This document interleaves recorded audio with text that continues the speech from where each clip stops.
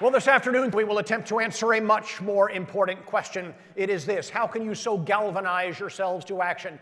You will go out in the next year or two or three and achieve things that up until now you have deemed impossible. And at the risk of giving away the ending and sounding a little bit hackneyed or cliche or trite, it's all about activating your superpowers. Everybody do me a favor. I want you to stand up and pair off with one other person. No threesies, has to be pairs. This will not be embarrassing, by the way, I promise. Between you, each pair of you needs one coin. Penny, nickel, peso, shekel, makes no difference whatsoever. Any coin at all. I have some pennies. Raise your hand if you have no sense. Whichever member of your team has the coin, hold it up in your hand like this, enclose it completely within your fist so that it cannot be seen. Hold it out toward your partner. The other member of your team, you have 5 seconds to get the coin. Go! 4, 3, 2, 1. Stop. If you were successful at getting the coin, you and your partner be seated. If you were unsuccessful, remain standing.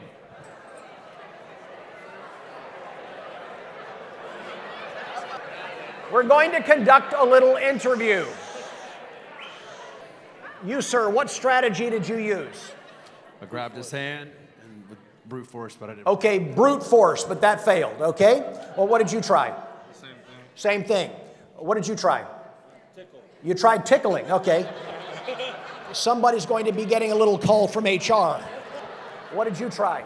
He dropped it, actually. Right He dropped it. Okay, so incompetence failed.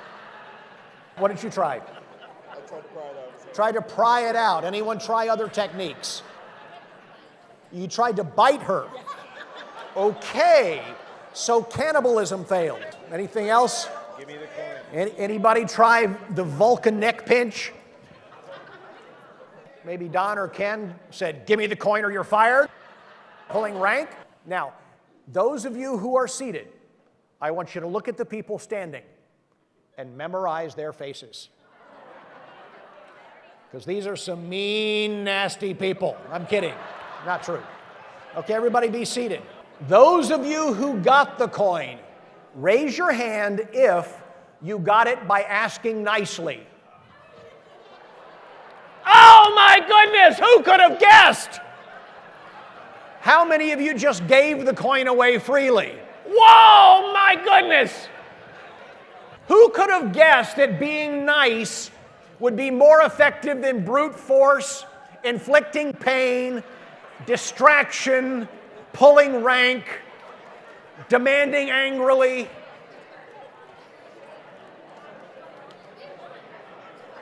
The third superpower that you have to activate is your kindness. Kindness will get more done than anger.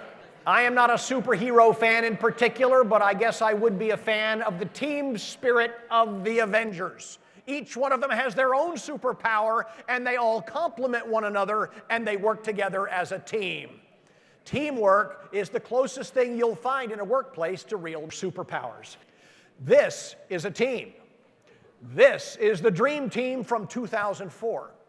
This is the awesome collection of basketball players that we sent to represent the United States of America in the Olympics in Athens, Greece that summer. In my humble opinion, it was the third greatest assembly of basketball talent on a single roster in the history of the game. Tim Duncan and Allen Iverson in their MVP heydays. LeBron, Carmelo, and D-Wade. How's that for a starting five? A stellar supporting cast. We sent that amazing group of athletes to represent us in the Olympics. And in round one, they played Puerto Rico and lost. Let me rephrase. They played Puerto Rico and got demolished, destroyed, drubbed, and humiliated. They lost by 17, and the game was never even close. They were outclassed from the opening tip until the final buzzer at both ends of the floor. Now think about that for a moment. Puerto Rico is a U.S. territory. So presumably anybody on the Puerto Rican team would be eligible to compete on behalf of the USA. But there was not a single member of that Puerto Rican squad remotely good enough to be considered even to be among the 35 men invited to try out for our dream team. There was only one member of that Puerto Rican team that ever played a single game in the NBA, Carlos Arroyo. Fine point guard, bounced around to 6 different teams in 9 seasons, and was frequently a starter, but he was never a star, let alone an all-star, let alone a dream teamer. The Puerto Rican team was hopelessly, ridiculously, laughably outmanned at every single position on the floor by our third string. But they took us apart like a bunch of middle schoolers. How? Teamwork. Puerto Rico had a basketball team. All we had was a collection of superstars. When a team functions together properly, the result is far greater than the sum of the parts. 2 plus 2 isn't just 4 anymore. It's 6 or 8 or 10 or 12, depending on how thoroughly oiled and well coached a given team might be.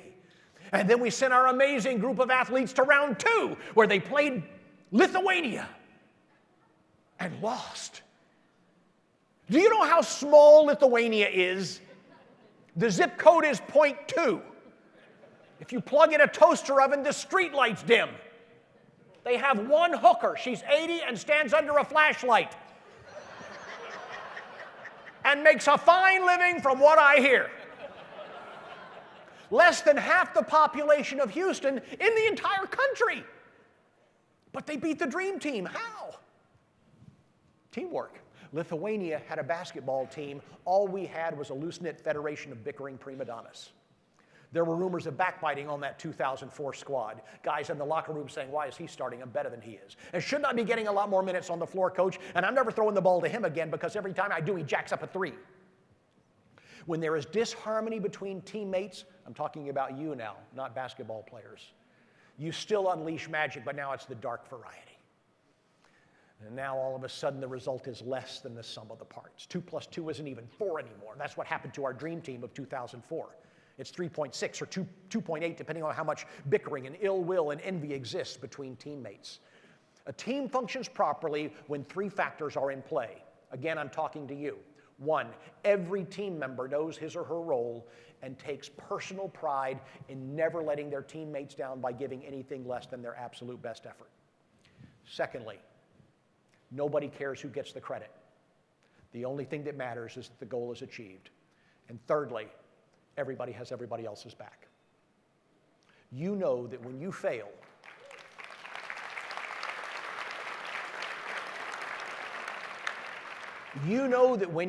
not if, when you fail, you will, because you're a fallible human being like the rest of us, your teammates are going to cover for you, just as they work with the calm assurance that when they drop the ball, you're going to come behind them and pick it up for them.